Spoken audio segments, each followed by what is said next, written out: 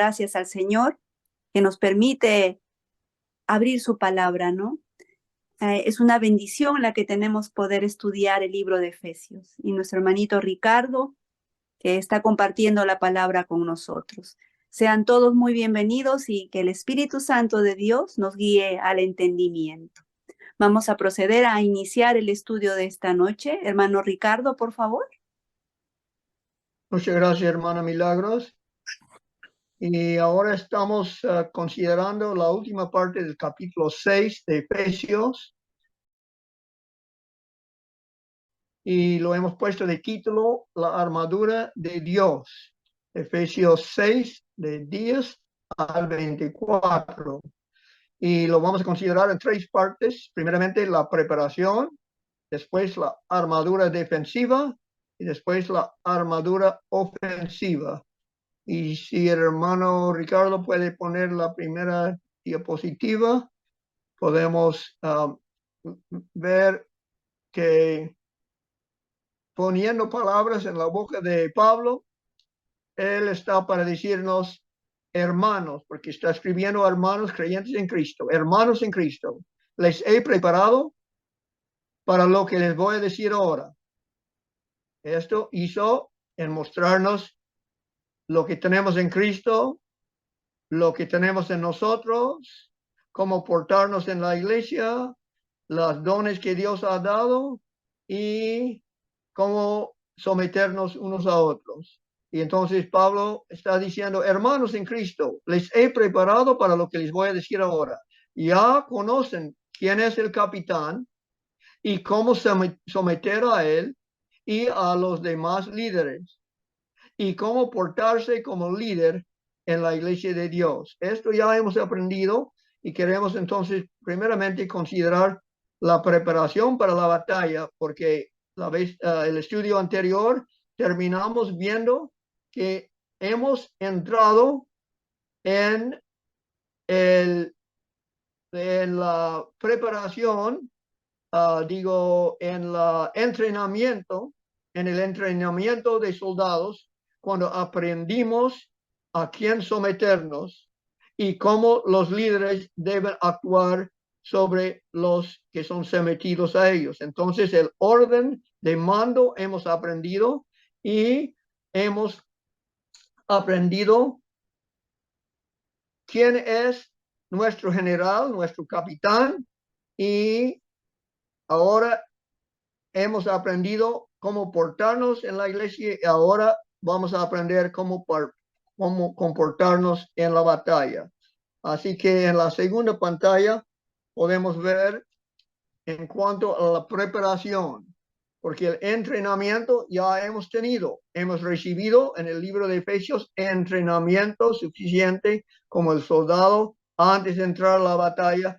Les enseñan todo cómo portarse y a quién someterse y la dirección que él debe tener en su servicio militar.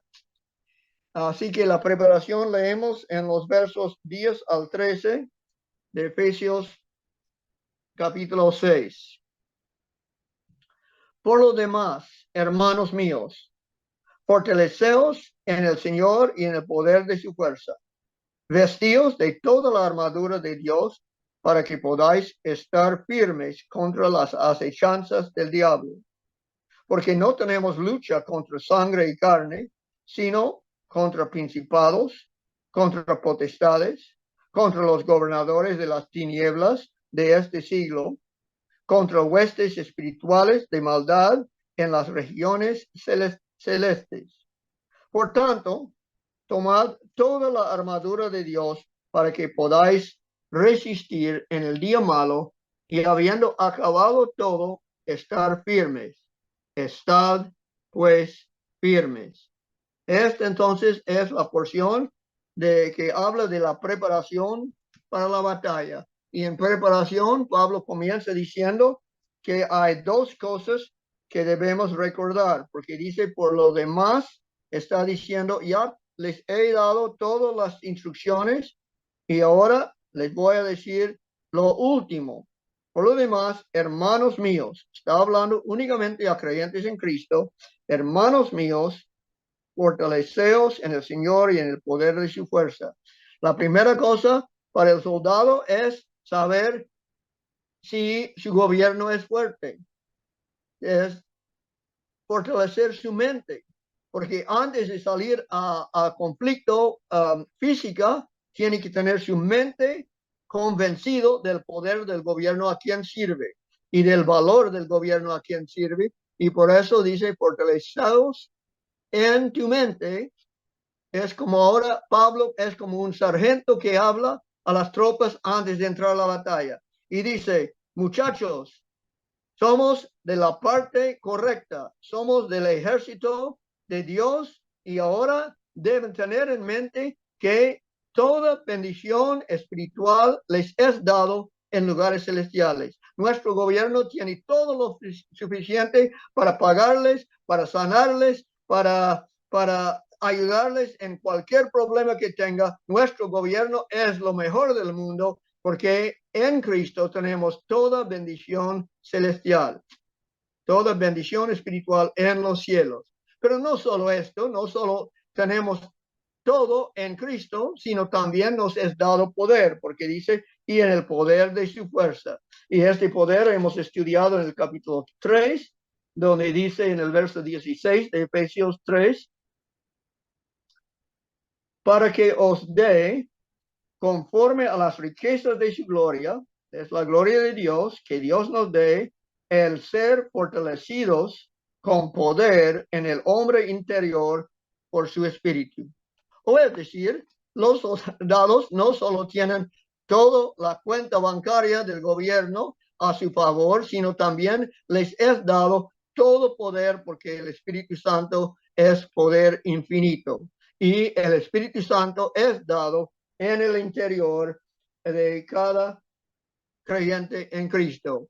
Entonces debemos fortalecernos, dice el sargento, en lo que tenemos en Cristo y en lo que tenemos en nosotros, el don del Espíritu Santo. Y lo que tenemos en Cristo, podemos ver que debemos seguir pensando en esto y no solo al comienzo de la batalla, porque dice en Hebreos, el capítulo 12, los versos 2 al 4, puesto los ojos en Jesús, el autor y consumador de la fe, el cual, por el gozo puesto delante de él, sufrió la cruz, menospreciando el oprobio, y se sentó a la diestra del trono de Dios. Considerad a aquel, esto es debe ser nuestra consideración en toda la batalla.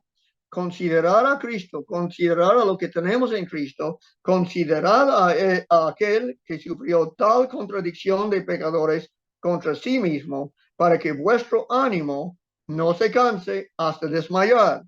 Eso es lo que no queremos que pase a un soldado desmayarse. Queremos mantenernos firmes para que vuestro ánimo no se canse hasta desmayar, porque aún no habéis resistido hasta la sangre, combatiendo contra el pecado. Nuestra batalla es contra el pecado y contra lo que vamos a ver en adelante en cuanto a los poderes que están en contra de nosotros. Pero debemos ver primeramente, dice, vestíos de toda la armadura de Dios para que podáis estar firmes contra las acechanzas del diablo. 3 veces en los versos que hemos leído menciona estar firme. Es decir, no queremos ser derribado, no queremos ser tirado al suelo. Como un soldado, tenemos que mantener nuestra posición y no ser derrumbado. Pablo habla de esto en 1 de Corintios, capítulo 9, cuando dice en el verso 27,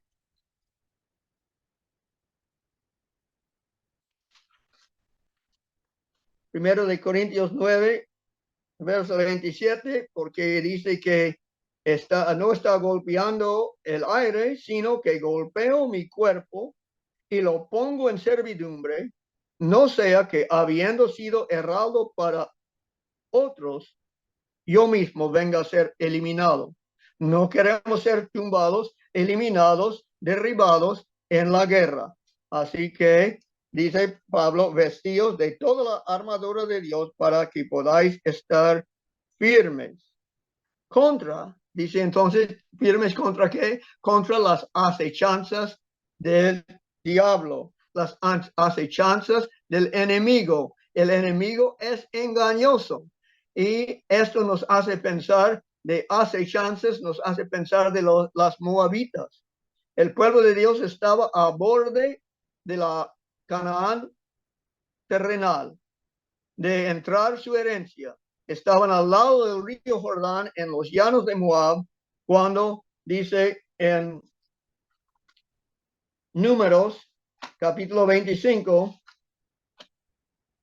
de Números, de que las moabitas y las del tribu de Madián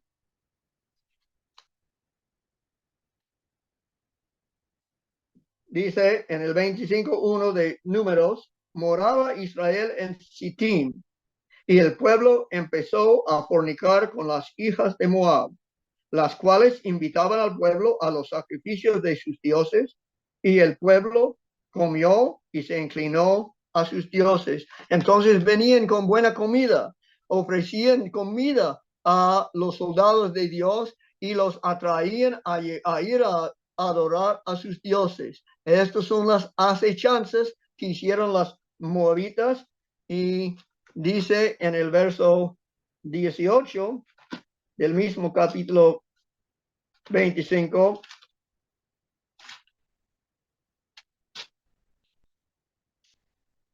por cuanto ellos os afligieron, hablando al pueblo de Dios, Moisés, a vosotros con sus ardides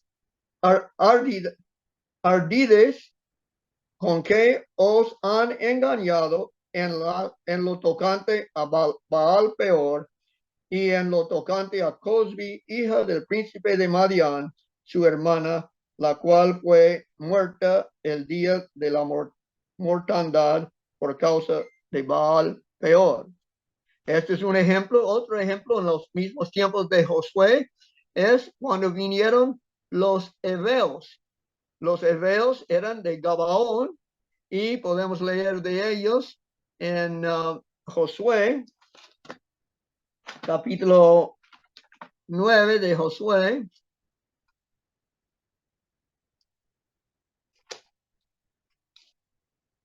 donde nos da la historia de cómo llegaron estos heveos a Josué y a los líderes, los jefes del pueblo de Israel. En los versos 3 al 5 dice, mas los moradores de Gabaón, cuando oyeron lo que Josué había hecho a Jericó y a Ai, usaron de astucia, pues fueron y se fingieron embajadores, y tomaron sacos viejos sobre sus asnos y cueros viejos de vino, rotos y remendados, y zapatos viejos y recocidos en sus pies, con vestidos viejos sobre sí, y todo el pan que traían para el camino era seco y mohoso.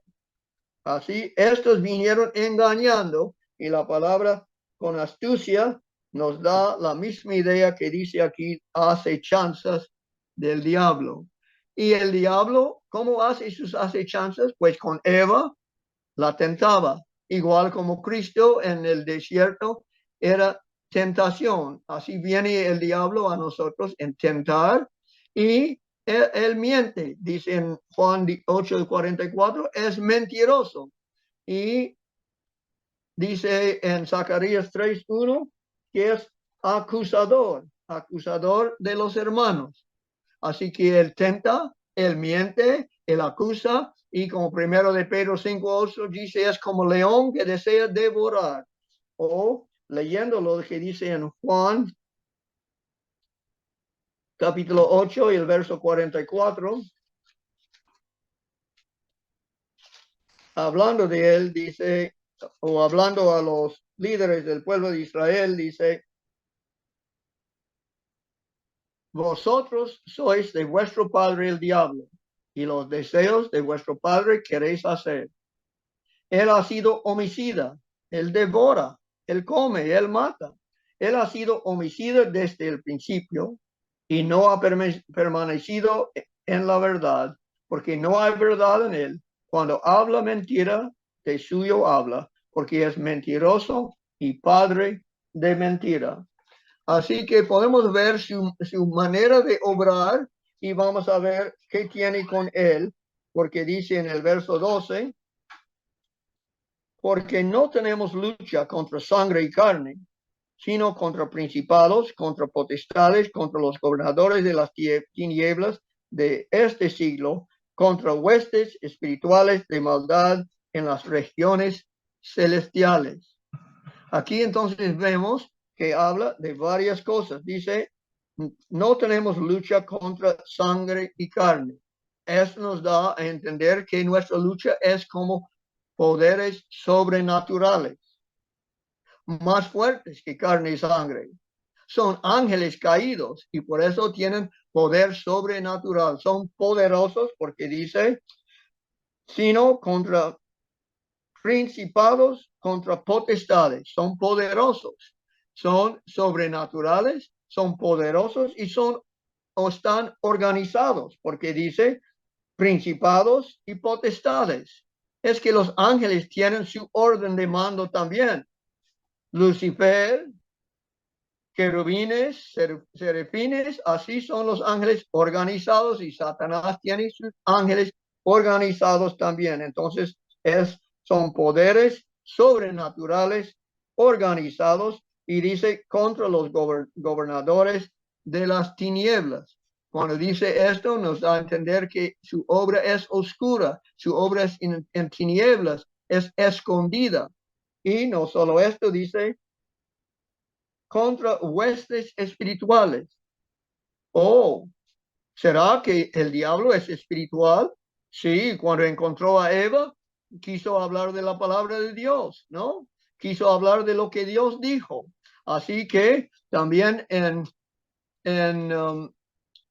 segundo de Corintios nos habla de él en el capítulo 11 y los versos 14 y 15 dicen, no, y no es maravilla, porque el mismo Satanás se disfraza como ángel de luz. Así que no es extraño si también sus ministros se disfrazan como ministros de justicia. Nosotros queremos ser ministros de justicia, pero hay quienes disfrazan como ministros de justicia, hablando de la justicia de Dios, la justicia de Cristo. Se disfrazan como ministros de justicia, cuyo fin será conforme a sus obras. Así que el diablo en sus acechanzas, en sus engaños, usa la religión. Esta es su manera especial del diablo de engañar y disfrazarse como ángel de luz. Así que sus ataques son espirituales, son escondidos y oscuros, son organizados, son poderosos y son sobrenaturales. Y la última cosa que dice en cuanto a él, dice,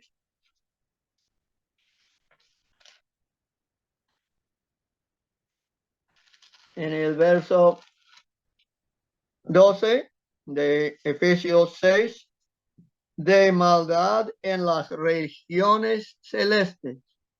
Pues esto ya hemos aprendido en el capítulo 2 de Efesios, cuando nos dijo que era el príncipe de la potestad del aire, el espíritu que ahora opera en los hijos de desobediencia. Así que no solo es espiritual, sino también está por todo alrededor nuestro. Anda por el aire él y sus demonios para hacer estas tentaciones, mentiras, acusaciones y matanzas. Esto es como obra y dice a nosotros que somos vestidos de toda la armadura para resistir en el día malo. Esto nos hace pensar de lo que dice en Santiago 4, Y el verso 7, someteos pues a Dios, resistid al diablo y huirá de vosotros. Esta palabra resistir nos da a entender que estamos en una batalla en la cual tenemos que tener, ser defensiva, o es decir, para no ser tumbado, tenemos que mantener nuestra posición.